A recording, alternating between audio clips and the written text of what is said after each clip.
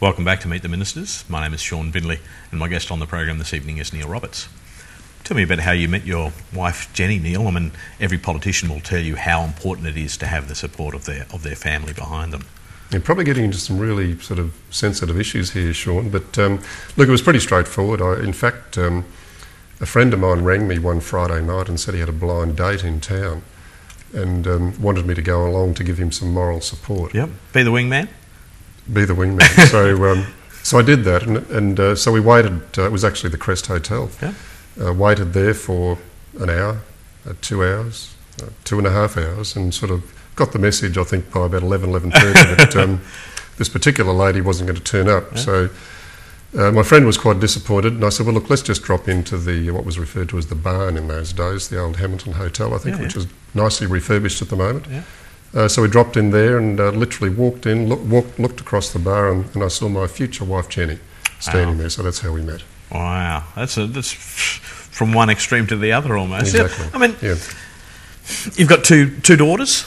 Yes. I mean, you do a lot of hours. You're up very early in the morning. I mean, you went back to uni and did your masters in business as well, and you're getting up at what? I mean, you've still got a full day's work ahead of you, so you're out of bed at what, 3:30 in the morning to study. Puts a lot of pressure on family life. Yeah, it does. But you know, our daughters have grown up in an environment where I've haven't had normal working hours. Yep.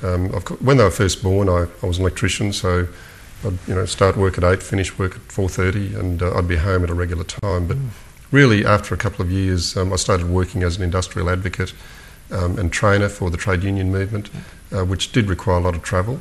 And then ultimately, being a politician, the hours are very irregular as well. But you referred to the 3 a.m. starts.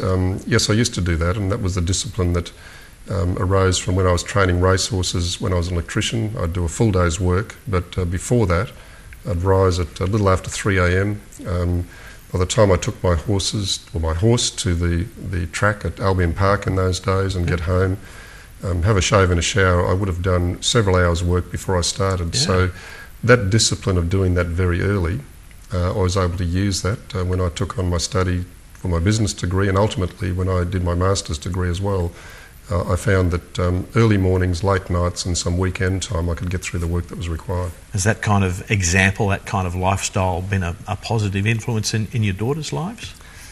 Well, I think so. I think, ultimately as parents, I think some people underestimate the power of example.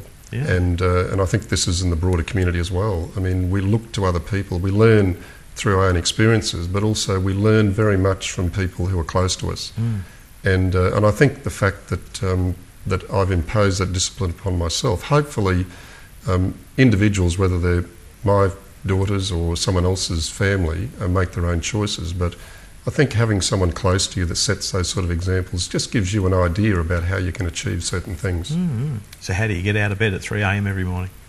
Well, I don't do it now. I do get early morning phone calls sometimes at that hour, but it's really just a discipline. You set the alarm and you've got to get out of bed immediately, because if you keep hitting the snooze button, you'll find that you'll sleep until 7. How did you get into racehorses then, I believe? I mean, it's an easy area, living in that Banyo-Nudgee area, to develop an interest in the racing industry. Was that how it came down? Were you just interested because you were surrounded by it?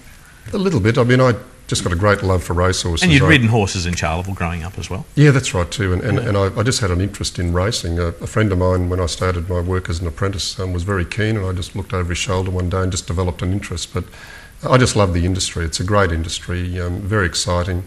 And living in Banyo, in fact, there were a number of trainers established very close by, and one weekend I just knocked on one of their doors, and they accepted my offer of help, and that ultimately led to me working for a number of years as a strapper, looking after horses at the races myself, and ultimately getting a trainer's licence. As always, much like community television, if you're willing to work for free for a while, you can often get a start. Exactly. Yeah, that's right.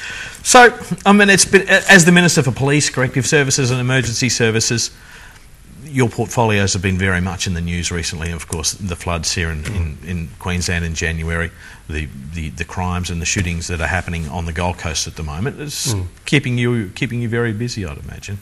Well, it is, and they are very challenging portfolios. I've got responsibility in 5 areas: police, prisons, Queensland Ambulance Service, Queensland Fire and Rescue Service and Emergency Management Queensland. And all of those agencies are at the front line. And the officers and the volunteers, importantly, who support them, are there at the coalface every day, confronting, the trauma, the tragedies of life. So the very nature of the portfolio means that they'll be in the news on a regular basis. So, yes, it is very interesting, very challenging, but I enjoy it very much. What is it about Neil Roberts that makes Anna Bligh go, I think Neil's the man to take on these 5 very challenging and public portfolios? Well, of course, that's a question for the Premier, because the Premier is the one that allocates the portfolio. Well, you must have an idea about what it is that makes you special and what makes you perfect for those jobs.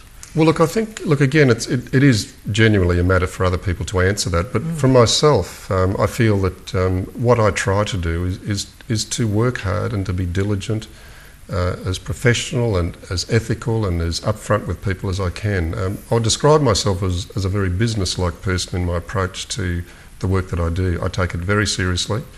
I put a lot of time into reading my briefs, talking to my departmental officers, finding out the background, the information I need to know, because as a minister, I need to make important judgments and important decisions, which affect people's lives ultimately. So maybe she saw in me a person who was willing to do the hard work that was required. Yeah, okay. Well, it must have been an interesting time for you.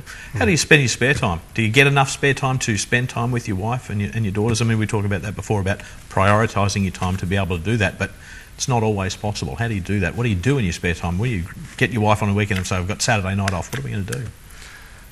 Well, I think as a member, all members of Parliament from all sides of the House, it is a 365-day-a-year commitment. Even on holidays, you're in public view. So I think everyone accepts that. As a minister, your responsibilities rise exponentially. So in terms of relaxation time, I mean, obviously a lot of people have got particular hobbies. I don't have any, apart from my interest in racing, where I do have a little bit of a $5 to $10 punt on weekends when I can. But really my time is spent between work, and then I do try to spend private time, obviously, with my wife and family. We have a regular date. We try that at least once a week. It's important to have a date night, isn't it? Yeah, but it is important, I think, just to spend that time. But look, it's really a pursuit where every single day, Saturday, Sunday and Monday through to Friday, there is some issue which I need to respond to, usually to media inquiries or attending some public function. But that's a part of the job which I accept absolutely, and in fact makes life really interesting in the long term. Yeah, you can't just turn your mobile phone off for a day, can you? Not at all, never. Yeah. Neil Roberts, it's been a great pleasure meeting you. Thank you for your time. Good, thank you, Shaun. My guest on the program this evening, Neil Roberts. My name is Shaun Bindley, and you've been watching Meet the Ministers. I'll join you again next week.